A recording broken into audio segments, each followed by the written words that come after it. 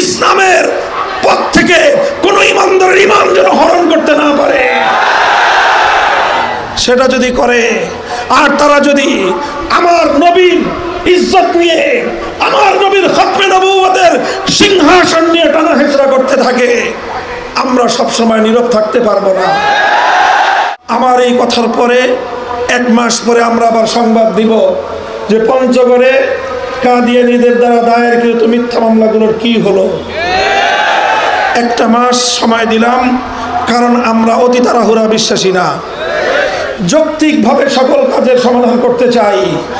1 মাসের মধ্যেও যদি কার্যকর কোনো পদক্ষেপ না হয়, তাহলে আমার ভাইদের রক্ষা করার জন্য আমাদেরকে পরবর্তী পদক্ষেপ ঘোষণা করতে হবে। পঞ্চগড়ের মুসলমান, আপনাদের অনেক ত্যাগ এবং কোরবানি রয়েছে। আপনাদের এলাকায় বিভিন্ন ইসলাম বিরোধী তৎপরতা এই সরলতার সুযোগ নিয়ে মাথাচাড়া দিয়ে উঠেছে। খ্রিস্টান মিশনারিদের ধর্মান্তকরণের একটা ফিতনা, কাদিয়ানীদের মুসলমানদের ঈমান কেড়ে নিয়ে কাদিয়ানী ধর্মে দীক্ষিত করার একটা তৎপরতা রয়েছে। আমাদেরকে সব কিছুর মোকাবেলা লাঠি দিয়ে করলে হবে না, দাওয়াতের মাধ্যমে মোকাবেলা করতে হবে। যারা ইসলাম ধর্ম ত্যাগ করে খ্রিস্টান অথবা কাদিয়ানী ধর্মে দীক্ষিত হয়েছে, তাদেরকে দাওয়াত দিয়ে বুঝিয়ে, ইসলামের সত্যতার কথা বুঝিয়ে, আবার তাদেরকে মুরতাদ হওয়ার পথ থেকে ইসলামের দিকে ফিরিয়ে আনার জন্য অব্যাহত চেষ্টা চালিয়ে যেতে হবে। প্রশাসনকে বলবো, কাদিয়ানীদেরকে নিয়ন্ত্রণ করেন।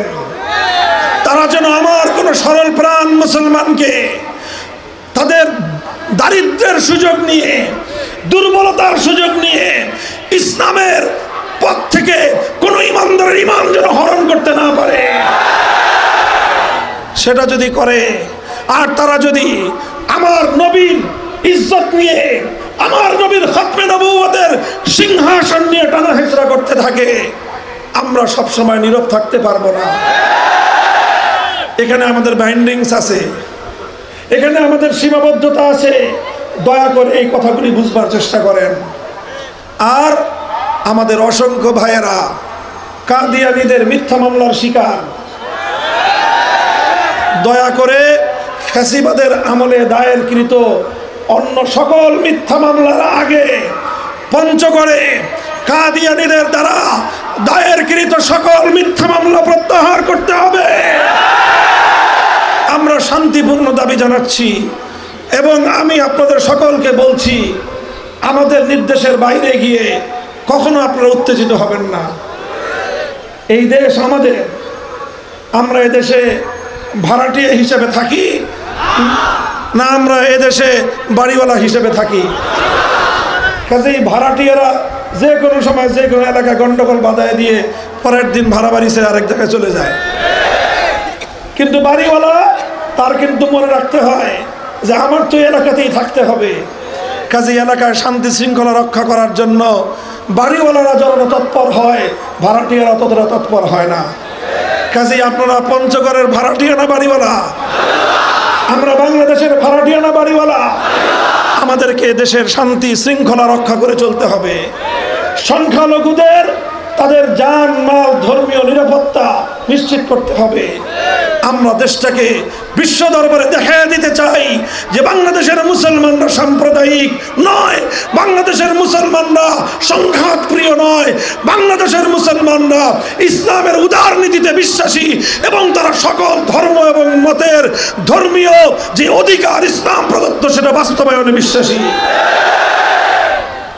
ইনশাআল্লাহ আমার এই কথার পরে 1 মাস পরে আমরা আবার সংবাদ দিব যে পঞ্চগড়ে কাদিয়ানীদের দ্বারা দায়েরকৃত মিথ্যা মামলাগুলোর কি হলো।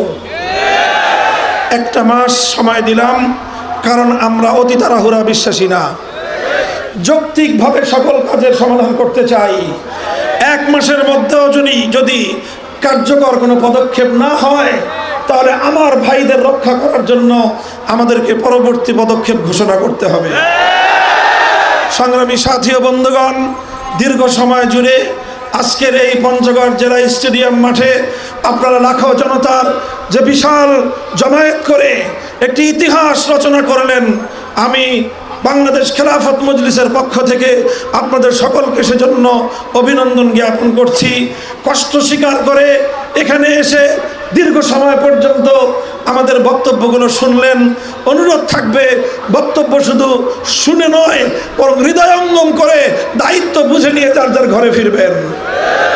আপনারা বাংলাদেশ খেলাফত মজলিসের হাতকে শক্তিশালী করবেন তো ইনশাআল্লাহ? বাংলাদেশ খেলাফত মজলিস, যুব মজলিস, ছাত্র মজলিস আপনাদেরকে নিয়ে ইনশাআল্লাহ একটি সুন্দর ইসলামী বিপ্লবের মাধ্যমে বাংলাদেশকে চূড়ান্ত সফলতার মঞ্জিলে পৌঁছে দিতে বদ্ধপরিকর। নাসরুম মিনাল্লাহি ওয়া ফাতহুন করিম। বাংলাদেশ জিন্দাবাদ, বাংলাদেশ খেলাফত মজলিস জিন্দাবাদ। ওয়া আখির দাওয়ানা আলহামদুলিল্লাহি রাব্বিল আলামিন। আসসালামু আলাইকুম ওয়া রাহমাতুল্লাহ।